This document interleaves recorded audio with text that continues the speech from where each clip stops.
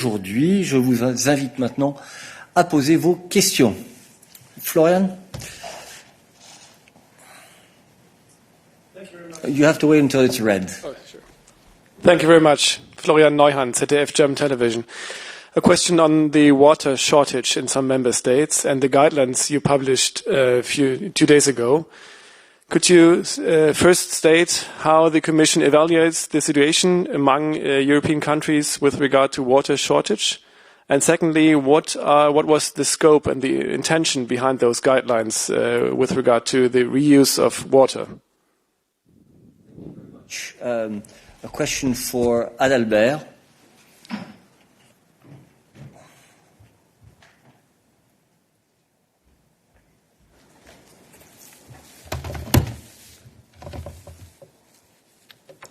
Thank you very much, Florian.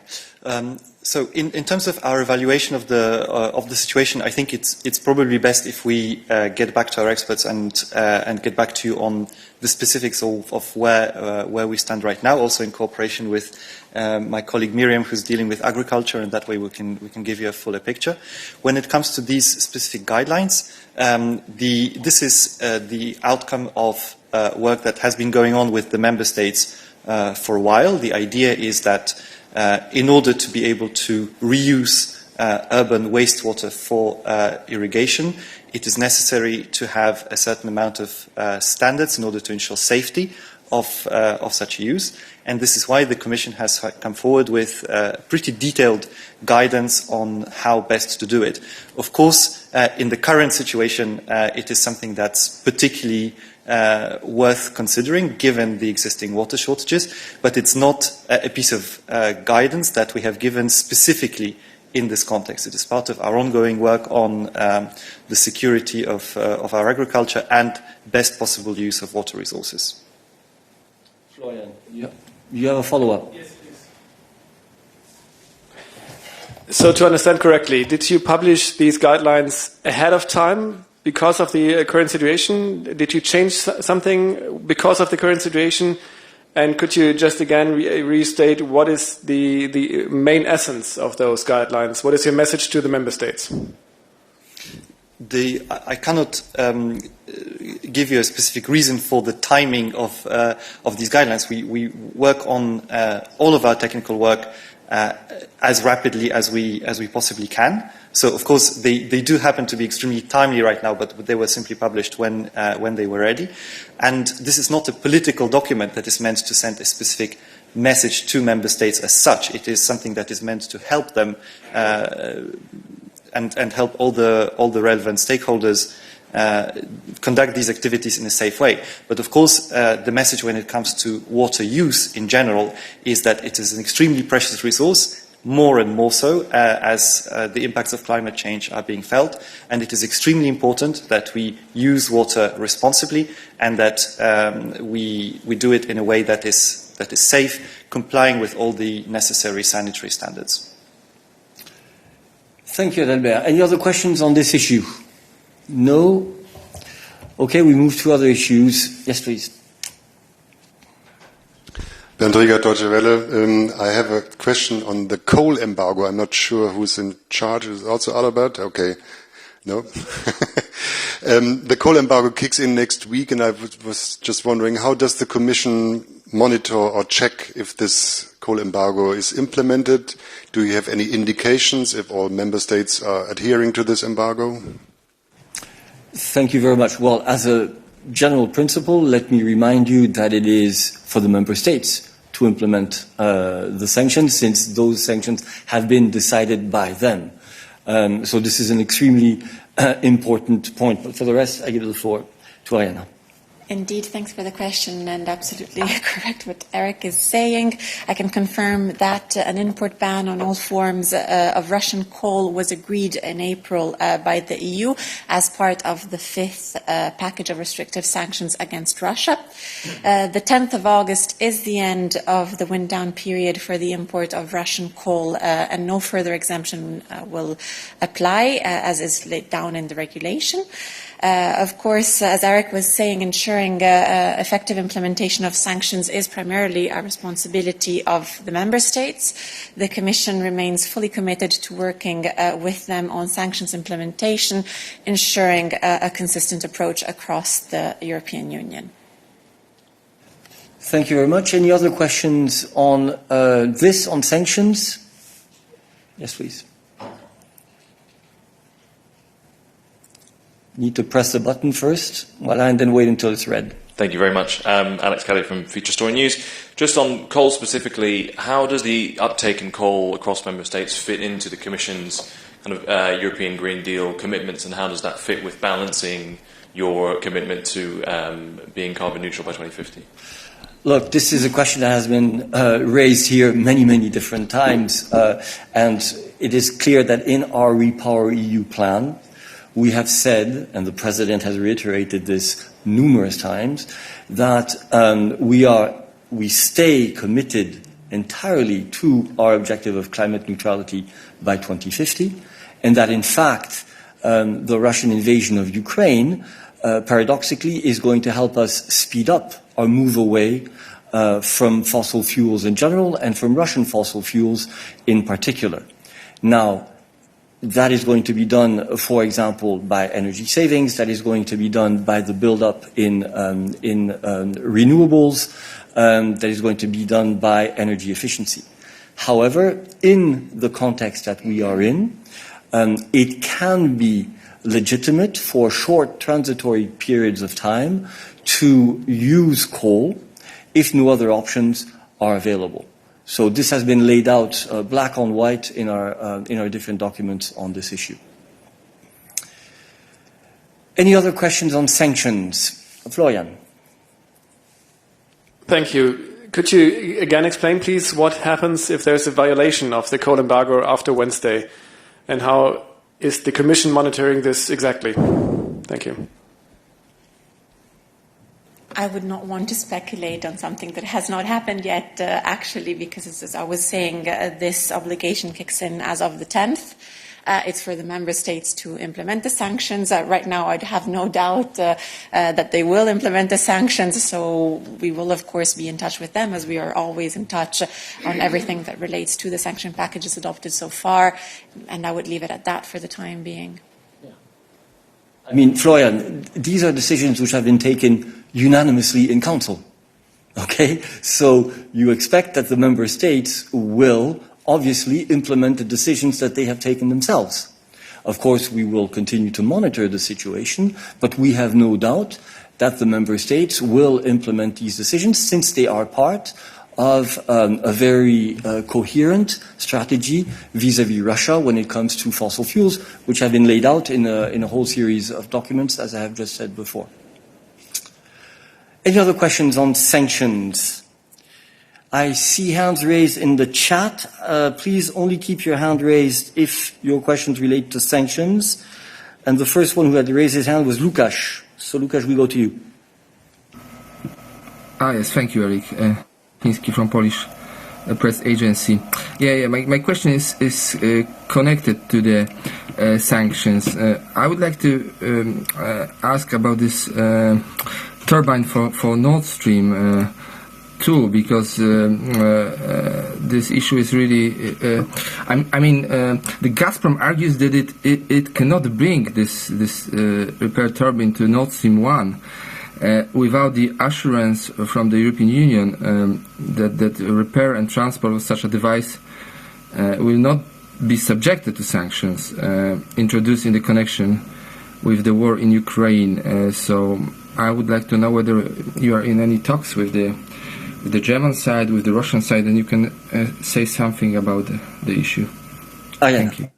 Thanks a lot. I can start replying, and then perhaps I don't know if my colleagues want to complement. What I can say is that the EU sanctions regime does not affect goods or technology linked to the industrial transport of natural gas into EU, nor is Nord Stream 1 subject to any sanctions. So from our perspective, there's nothing in the sanctions that affects the repatriation of the turbine. Let me rephrase that slightly, Ayala. It's not from our perspective. There is nothing in the sanctions that prohibits the turbine that is the Siemens turbine that is currently meant to go to Russia to go there. Anything else that is being said on the issue is purely and simply wrong. Okay? So this has been made extremely clear, and anything that the Russians are saying on this is basically an excuse not to provide gas to the European Union. We have said here on the podium, the President has said in many instances, as have other members of the College, that of course there is blackmail on the side of Russia when it comes to the supply of energy to the European Union. So this is just an excuse. Okay, any other questions on sanctions? Ekrem, you have your hand raised. Thank you, Eric. Can you please define a certain period of time when you were asked about the use of coal-fired power plants? You said certain period of time about the coal-fired power plants. What do you mean exactly? Until the end of March, or as long as it takes, depending on how much you gas will have for that? Not even this winter, but the 2023-24. Yeah, thank you. I think my comment, I need to double check this exactly, but I'm speaking under the control of Adalbert, who can step in if he wants, but this is done in the context of the plan that we have put forward to save gas for a safe winter, which, as you know, is time limited. So it is in that context that you need to understand the comments that I have made. Then, of course, as the plan says, there is a mechanism, a group, the energy security that focuses on energy security, in which member states and the European Commission will discuss, monitor the situation, and decide what needs to be done. But for the moment, this is limited, as you know, to the period of time which is set out in the communication on safe gas for a safe winter. Christian.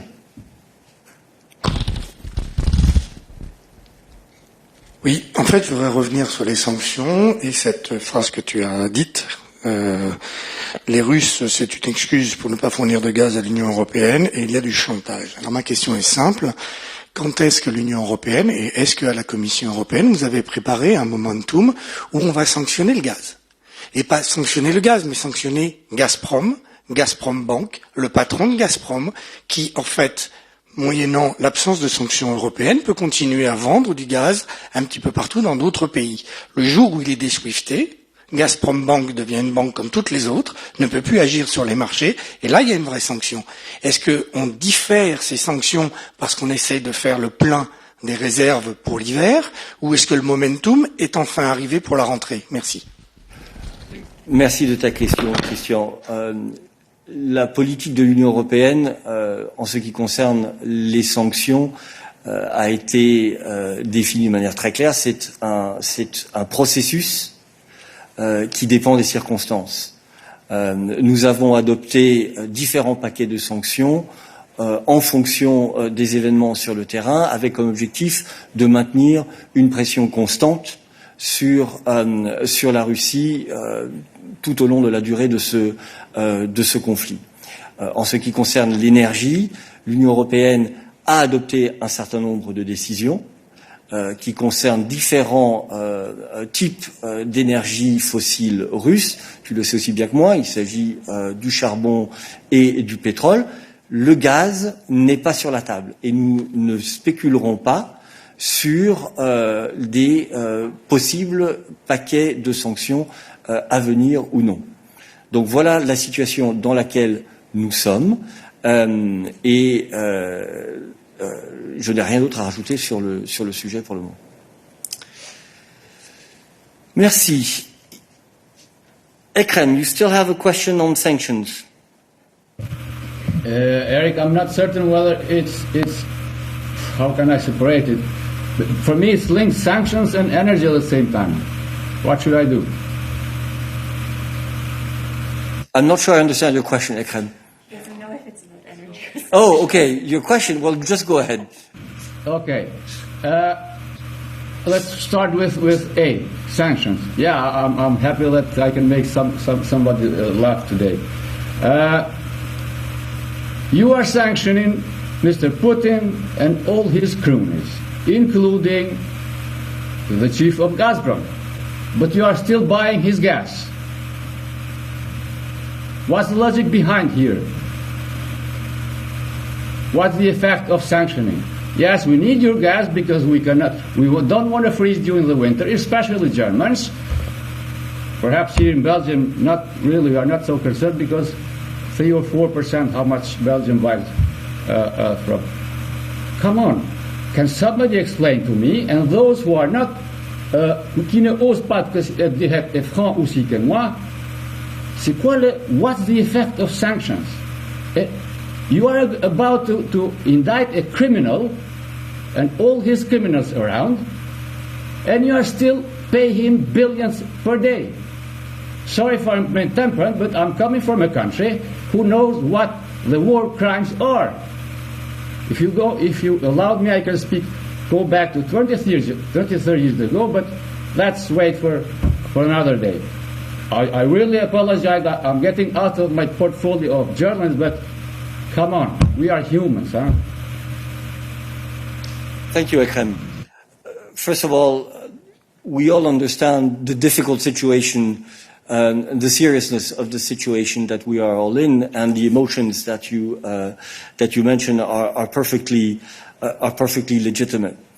But there is a principle that Peter has had the opportunity of reminding us all of a certain number of times, and it is that sanctions are meant to hurt your opponent more than they hurt you. You need to remember that the European Union is carrying out a strategy in this conflict, in this brutal invasion of Ukraine by Russia, that is based on different pillars, not just sanctioning Russia. Sanctioning Russia is an essential pillar, but it's not the only one. Another fundamental pillar is supporting Ukraine. And in order to support Ukraine, you have to have a strong European Union, a European Union which is able to withstand the pressure that is being exercised by Russia on different fronts. And therefore, our sanctions are always calibrated in such a way that they have maximum impact on Russia whilst trying to limit the effects on the European Union. And it is in that context that we have set out the different sets of sanctions progressively, and why we have sanctioned certain types of energy and not others. It's very, very clear, and we've never been shy about saying this. You need to remember that it's not for nothing that we have presented REPowerEU, Save Gas for a Safe Winter, that the President and Commissioners have been traveling to find alternative supplies of gas for the European Union, that we have passed legislation, that we have proposed legislation which has been passed in record time by the Member States in order to set targets for the filling up of our reserves, of the gas storage that we have in the European Union. We need energy in the European Union for next winter. Gas is part of that. And we need to make sure that we have sufficient gas so that our economies keep running, that our households can continue to be heated or cooled as it would be now in the summer, and that overall we are in the best possible position to support Ukraine. I think it makes things very, very clear. Ekrem, you still have your hand raised. I'll give you one last follow-up. Ask questions, so here I come with my hurricane of questions. I appreciate everybody's concern in EU capitals and governments. They are protecting us so great. In terms personally, me and my 100 neighbors, we have here in Jet a small wood, so we certainly not freeze, and we will still nobody die, I believe, in Europe if Mr. Putin cuts the gas from now until 31 of March. But there are a lot of people dying and children in Ukraine. So thanks a lot to all prime ministers for protecting me and not allowing me to freeze next winter. Okay, thank you very much for that comment, Ekrem.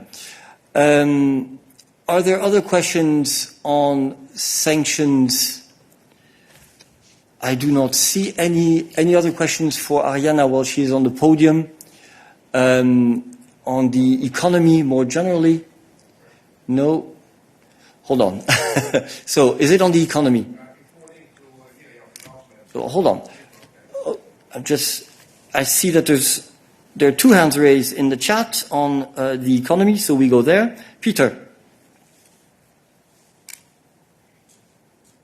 About economy, it's a question concerning the macro-financial aid for the Ukraine. Yeah, go ahead. Thank you very much. But we can almost not hear you. I don't know if we can bring the sound up. Is it better now? Yes, it's better now. Okay, fine.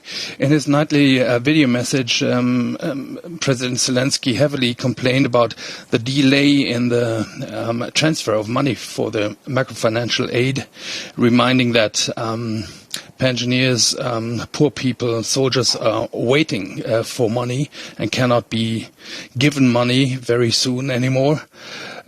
So I've got two questions. The one is, could you please describe the state of play concerning the macro-financial aid from the European Union to the Ukraine? Explain why there's a delay in the payments. And Zelensky also said that he would refrain from naming the countries that are responsible for the delay. So could you please name the countries? Nice try, Peter. Ariana will give you answers to the other questions. So it's a question we also took on Monday, so I won't repeat everything I said on that occasion. What I can say is that we have recently paid out the 1 billion that was approved as MFA support to Ukraine. The first tranche of 100 million has been paid on Monday, the second tranche already on Tuesday. So this is money that has arrived to Ukraine. We also approved recently an EIB of over 1 billion, EIB granting of over 1 billion that will be paid out soon in some installments. So this is also a very important contribution to Ukrainian economy.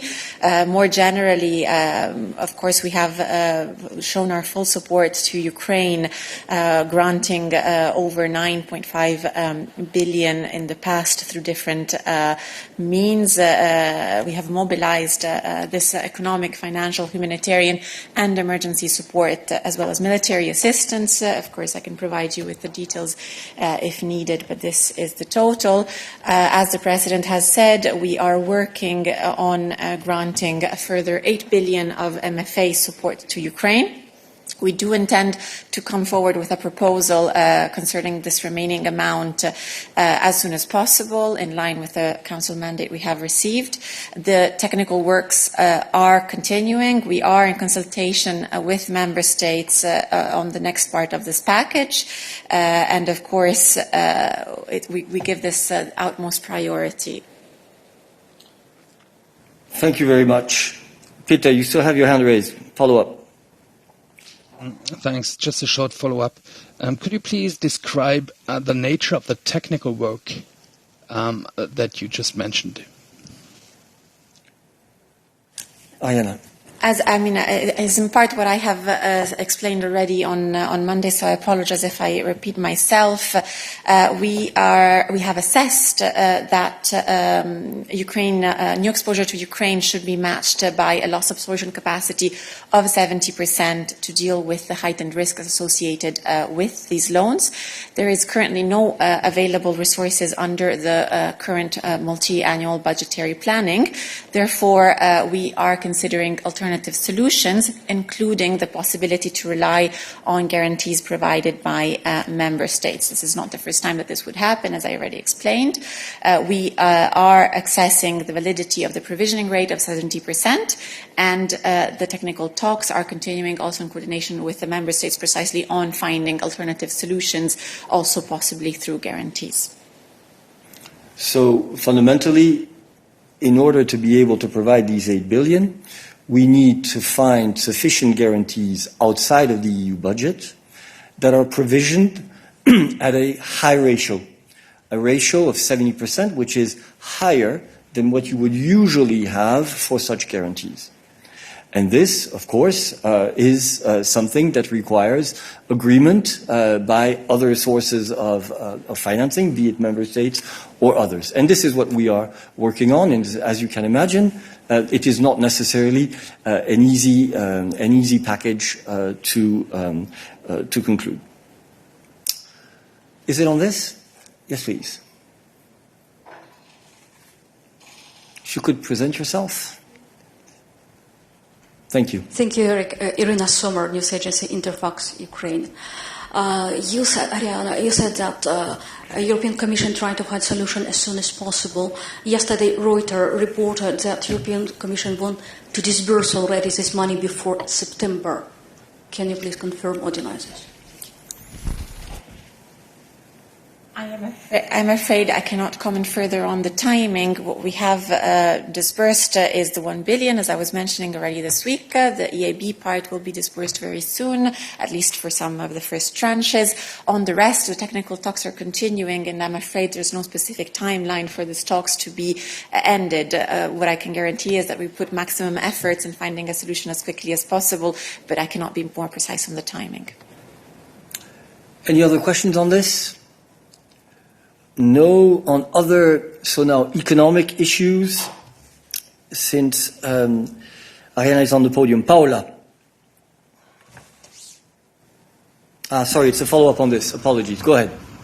No worries. Many thank you for the question. I wanted to check with you if it's technically feasible to present a proposal which doesn't have the backing of all countries. So if you need a guarantee for this 8 billion and there is one country which doesn't want to provide that guarantee, could you go forward and say, okay, anybody else can contribute? It's not obligatory for everybody to contribute guarantees. So I want to know, basically, can you get around Germany's blockage by making a proposal that would exclude guarantees from one or more member countries? Thanks. Thanks, Paola, but I don't think we will go into this because, as Ariana said, we are looking at various options, one of which is working with the member states. So that is not something that we are going to speculate on at this point in time. You still have your hand raised? Okay. Yes, I wanted to ask then, what are these other various options? No, look, yes, I understand, but you will understand that whilst we are doing the internal work, we are not going to be describing every step here in the press room. Okay, thank you. I see no other questions for Ariana, so I go to Mose. Thank you. Yes, thank you, Eric. In fact, I wanted to ask directly a question to Miriam about her announcement about the reception of patients from Ukraine to hospitals in the EU member states. And I suppose that Miriam was referring to the so-called, let's say, Emergency Response Coordination Center, ERCC. I'm asking because I read in Swedish newspapers that Sweden hasn't received very many patients because of lack of capacity. And now we heard that are there up to 1,000 patients altogether or during the whole period since the war? It was not clear to me. And I would like, first of all, also to ask whether you can have any figures about the distribution of these patients by your member state. Yeah. And related to another question is if this, let's say, coordination center or, let's say, the civilian protection mechanism or any other member state, if they have established, let's say, any field hospitals as a solution inside Ukraine or in neighboring member states. Thank you. So let's be clear. We're talking about two different things here. There is obviously a lot of support on the humanitarian aid side to Ukraine, including in Ukraine. But what you are talking about here is something different, which is the transfer of patients to the European Union. Miriam. Yes, so this EU funding responds to an Ukrainian request that in this respect the European Commission has set up and is funding a dedicated system for intra-European medical evacuations of displaced people in need of medical care, including to EU countries, or to one of the countries participating in the EU civil protection mechanism. So the 18 countries that so far have received patients are Germany, France, Ireland, Italy, Denmark, Sweden, Romania, Luxembourg, Belgium, Spain, Portugal, the Netherlands, Austria, Norway, Lithuania, Finland, Poland, and the Czech Republic. So Sweden has received some patients. Yes.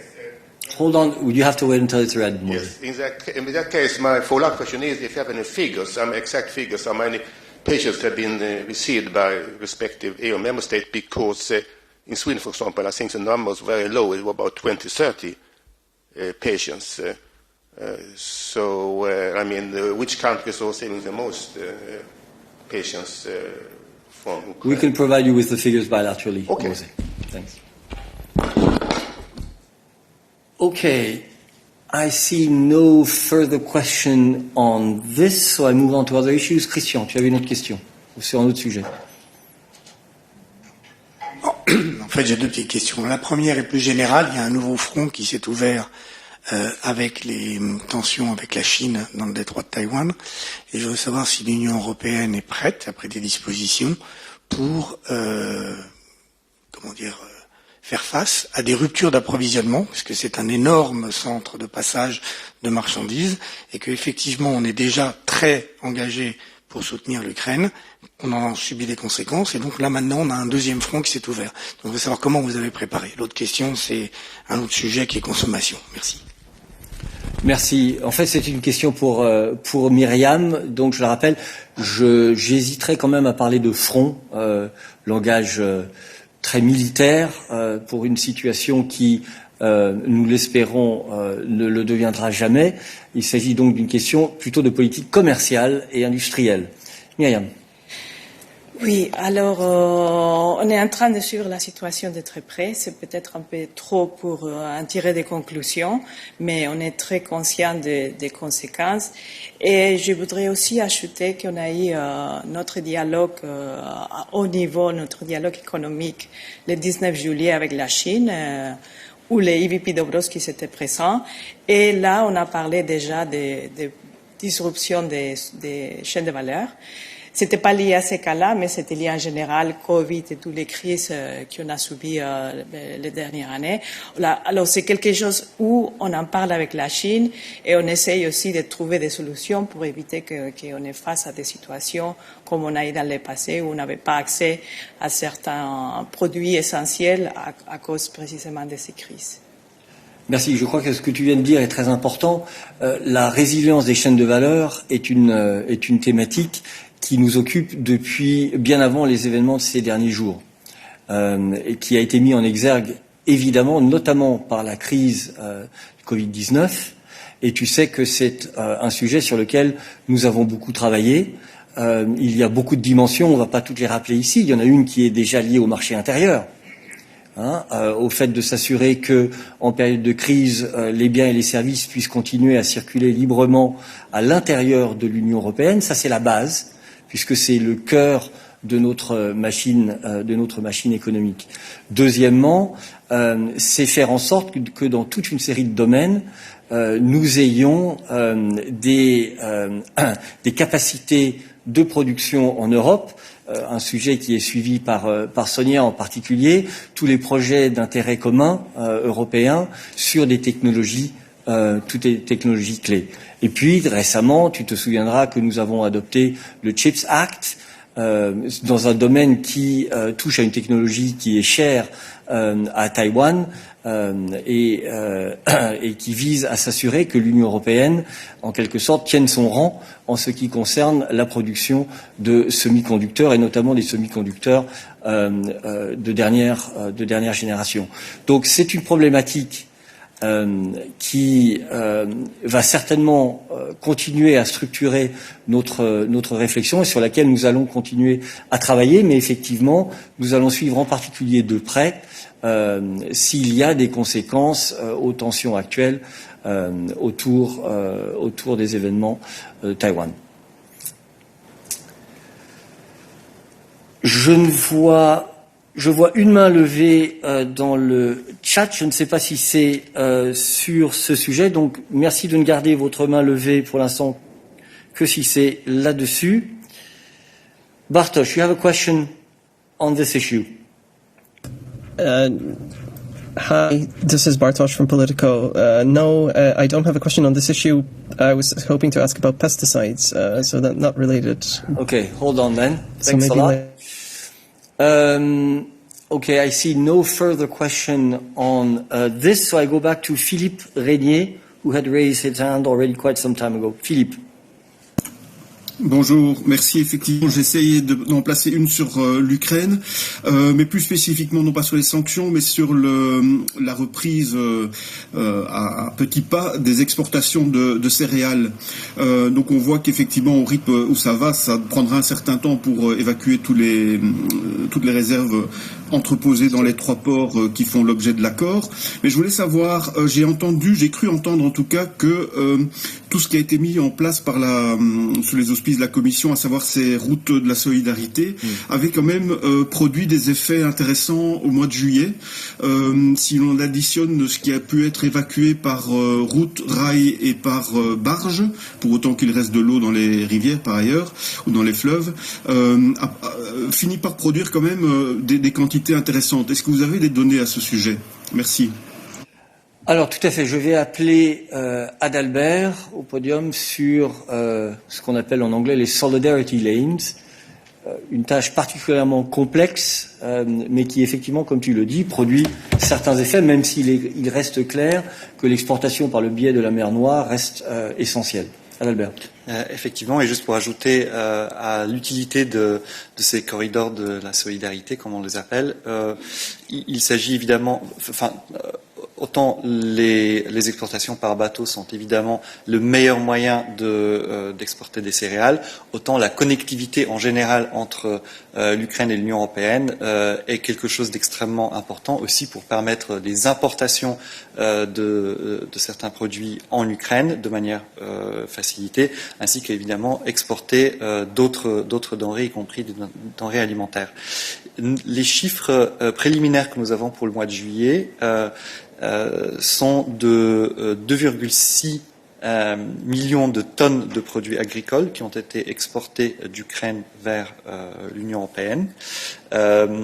C'est une augmentation qui est très substantielle. Je rappelle que en avril, 1,3 million de tonnes ont été exportées et ensuite ces quantités ont continué à augmenter, notamment à cause de notre travail sur les corridors de la solidarité. Ce travail continue. Il continue à la fois dans le court terme avec toutes les différentes actions sous le plan d'action que nous entreprenons, mais aussi dans le long terme.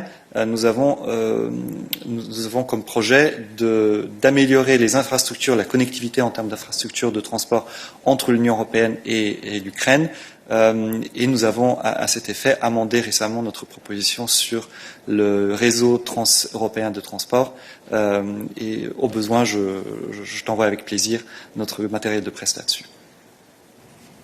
Philippe, tu as une question de suivi. Volontiers, merci pour l'envoi.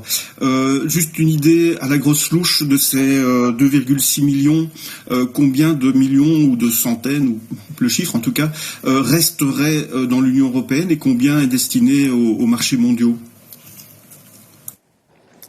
Je pense que je devais revenir vers toi là-dessus. Je ne sais pas si on a forcément ces chiffres-ci. Il s'agit d'une opération qui est fondamentalement commerciale, donc il y a beaucoup de différentes parties prenantes qui sont impliquées, mais on va regarder ça aussi avec Myriam et les collègues qui s'occupent de l'agriculture pour voir si on peut te fournir quelque chose. De manière générale, il faut cependant préciser, je crois, que il ne s'agit pas d'achat par l'Union européenne pour l'Union européenne. Il s'agit de faciliter la mise en œuvre d'accords commerciaux trouvés par les exportateurs ukrainiens. Donc, ce sont leurs décisions de la destination finale des produits agricoles qui sortent d'Ukraine par voie terrestre et maritime avec l'aide de l'Union européenne. Et comme tu le sais, dans un marché, tu as un principe de vase communicant. Des choses peuvent arriver chez nous, rester chez nous, mais facilitent donc l'exportation de produits agricoles européens vers le reste du monde. Donc, je crois qu'il faut faire attention à trop simplifier les données en ce qui concerne la destination finale des exportations ukrainiennes. Mais quoi qu'il en soit, encore une fois, nous facilitons le fonctionnement du marché. Je t'en prie. Merci Eric.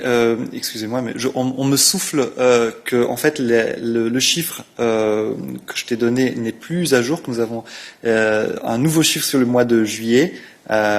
Et que en fait il s'agit de 2,8 millions de tonnes, donc ça a encore augmenté par rapport aux chiffres préliminaires que j'avais sous la main. Voilà, de l'information juste à temps, comme on dit dans l'industrie. Ok, merci beaucoup.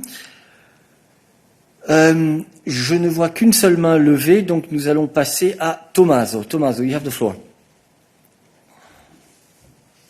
Bonjour, Tommaso Galavati de l'agence de presse de l'Ekranos. C'est seulement une question sur les affaires étrangères, sur le Kosovo et la Serbie, parce que 4 jours avant, vous avez invité les présidents de la Serbie et du Kosovo à venir à Bruxelles pour parler des tensions bilatérales, je crois. Et est-ce qu'il y a des nouveautés à ce regard? Parce que j'ai lu quelque part que l'invitation a été acceptée et qu'il y a une date pour parler. Merci. Merci. Oui, en fait, le haut représentant a invité les deux parties à venir à Bruxelles, donc on a accepté l'invitation. L'invitation a été acceptée par le président Vučić et par le premier ministre Kurti. Donc, le 18 août, nous avons une rencontre à Bruxelles avec le haut représentant Borrell, avec l'envoyé spécial de l'Union européenne Miroslav Lajčák et les deux partenaires de Serbie et de Kosovo pour continuer le dialogue entre Pristina et Belgrade. Merci beaucoup. Y a-t-il d'autres questions affaires étrangères pour Peter? Je t'en prie, Christian. Ça peut paraître stupide, mais est-ce que les deux vont se parler ou est-ce qu'ils seront chacun dans une salle et M. Borrell fera le go-between? Parce que les relations entre les deux sont assez tendues en ce moment. Merci, Christian. J'espère qu'on va avoir une rencontre conjointe. Merci.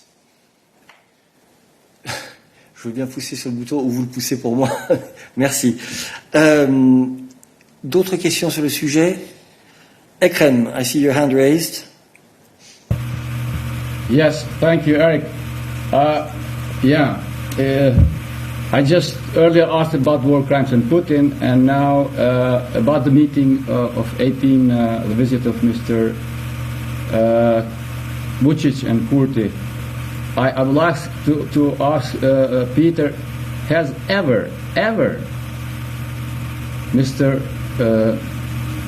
Borrell and Lajčák has asked Mr. Vučić about the Interpol arrest warrant that the EU judges and prosecutors from the court in Jakova from Kosovo have issued in 2017 for his former SPS member, SNS member and member of parliament, Mr. Momir Stojanovic. In all those meetings, has the two gentlemen made that request? And if not, are they going to ask him to extradite to EU judges Eulex in Court of Jakova Mr. Stojanovic, wanted by Interpol since 5 years ago? Thank you, Ekrem. The aim of the upcoming meeting on the 18th of August in Brussels is to get together in Brussels and to move the dialogue between Pristina and Belgrade forward. This is something that is very much needed at the highest level. We haven't had such meetings for some time. I'm not going to preempt and speculate now everything that might be raised or that will be raised. But when it comes to issues related to the rule of law, international prosecution or dealing with the issues from the past, this is being tackled at appropriate levels at appropriate time with our partners both in Kosovo and in Serbia. Okay, thank you very much. Ekrem, follow-up.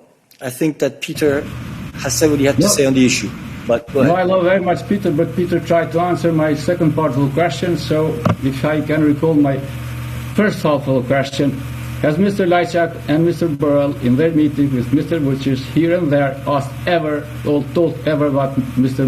Momir Stojanovic? Nope. Was not asked. Go ahead. Well, I addressed the first part of your question in the second part of my answer, and in addition, I can only say that we usually never disclose the details of the conversations between the partners, and everything that we feel we need to say about the content of those meetings is usually issued after, either in the press release or in any other form of the press readout, in the remarks by High Representative or EUSR Lajčák. So I can only say that the concrete specific issue you are asking about, related to this, I can only say that all the issues related to the rule of law, persecution, war crimes, reconciliation, everything that has been happening in the past and is casting the shadow on the relations between Belgrade and Pristina is being tackled continuously at an appropriate time and at appropriate level. Ekrem, it seems either you cut yourself off or we inadvertently cut you off. No, and so I'm told we didn't do anything. So I see you have your hand raised again. One last follow-up. I'm sorry, but it's not who elects a right-wing charged by NGO in Serbia of war crimes as the second man of Serbian parliament. So I have to ask the question, what's the position of European Commission and especially Mr. Bocel about this deputy spokesperson of the Serbian parliament? And in light of Mr. Vučić was going to be here on 18th. Again, I'm not sure if I really understood the question, but I can only repeat that the position of the European Union is very clear. When it comes to the issues related to the past, when it comes to the allegations, suspicions of atrocities, violations, crimes, war crimes, etc., there are processes underway, and the European Union and its member states are watching very closely how the issues are being dealt with by the appropriate authorities, judicial authorities both in Kosovo or the international authorities or authorities with competence to deal with it. So this is something which is very important. The accountability, the impunity and reconciliation, dealing with the sins or with the issues from the past is something that is constantly high on our agenda, and both parties are very well aware of this. And we continue repeating the need to deal with all those issues which have been not solved yet or which still are being open and are being dealt with. Thank you. Nicola, is it also on the talks between Kosovo and Serbia? Hello. Hi, Eric. Hi, Peter. I just want to ask, Peter, what do you mean by you want to gather Vučić and Kurti in Brussels? You said you want to move forward the dialogue. What do you mean by that? I mean, if you remember the last time when they tried to meet, there was a debacle, as it was explained. Even the actors of the meeting said it was debacle because they couldn't agree on anything. We see now that they don't agree on anything again. The positions are totally divided. What can we expect from that meeting, remembering the last one? What will it happen if it proves that the positions of two sides are so wide apart that it cannot be moved any closer? So what's the aim of this meeting? Peter. Thank you. Well, we are not in the business of dealing with adjectives, but we are working as much as we can in our role as the facilitator of the dialogue.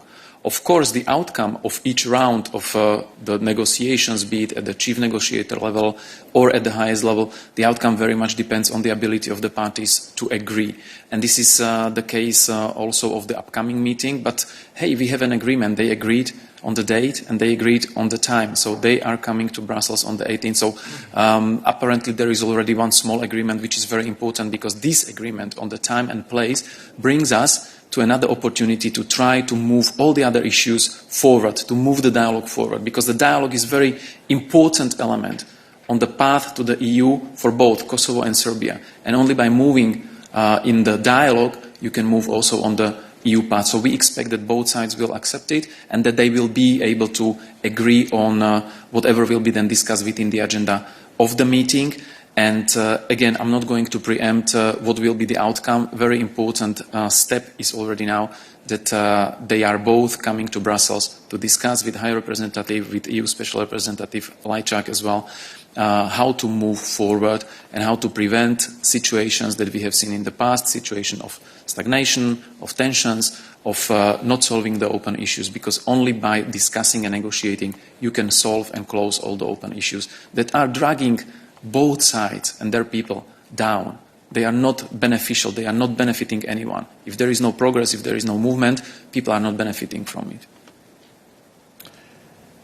Ekrem, you've asked for the floor again. Yes, I would like Peter to help me about how should I understand the word comprehensive agreement. If I try to explain. In my understanding, a comprehensive agreement is that nothing is agreed until everything is agreed. That's how I understand it. What has happened since 2011, we had one agreement and tried to implement it, and another one and tried to implement it. But as we stand now, Kosovo understands the word comprehensive, and that includes me, that nothing will be agreed until everything is agreed. The thing is here.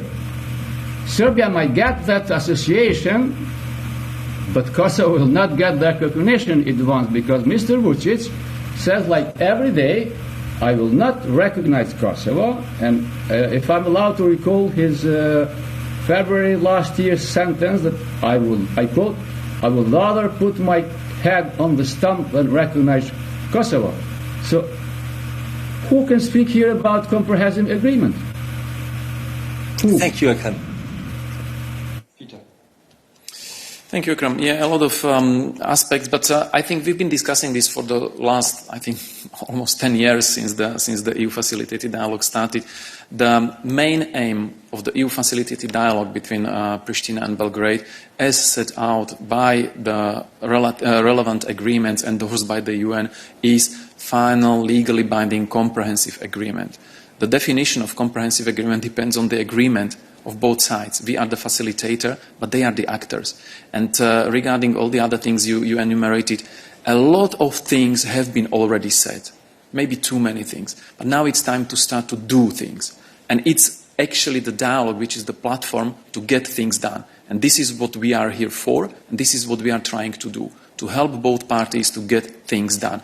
The overall aim has been defined, legally binding, final comprehensive agreement on the normalization of relations between the two of them. They are the main actors to negotiate how this will look like and with what this will be filled with.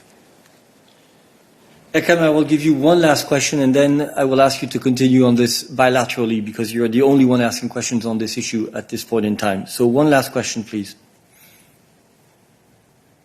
With Peter when he says, because the word comprehensive in that sentence, legal binding, is not invented by Belgrade, either Pristina, is invented by that very same house, not them.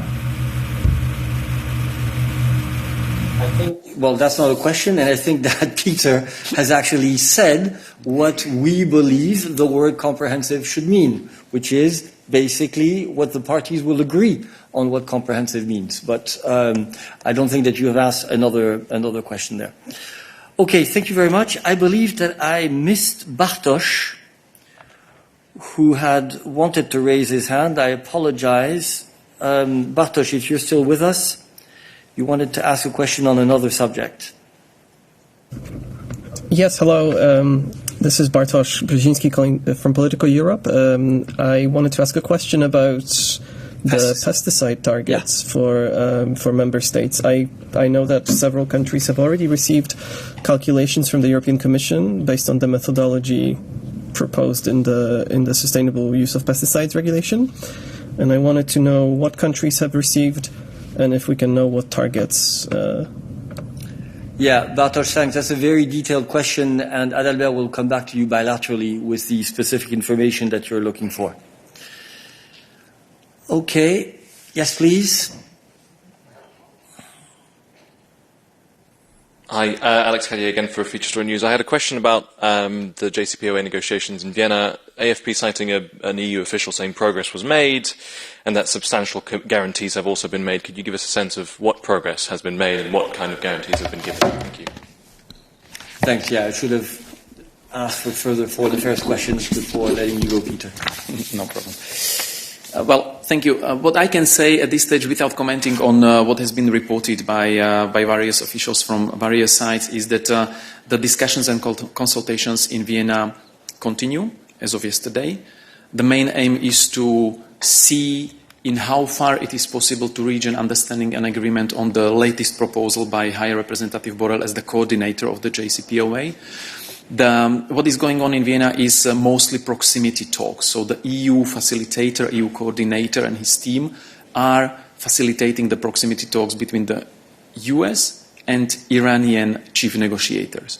And if there is a need to consult on technical issues, of course, I mean, the team is in touch also with other participants, but this is the main action which is happening in Vienna. So we hope that it will be possible eventually to agree, because as High Representative has said, until now in this almost 2 years of intense negotiations, the space for further compromise, for further agreement has been exhausted. That's why he came up with a new text, a new proposal, and as High Representative has said in Phnom Penh in Cambodia recently, he remains relatively optimistic that it could be possible. But again, the EU here, he as the coordinator of the JCPOA is the coordinator, but it's up to the parties to eventually either agree or disagree.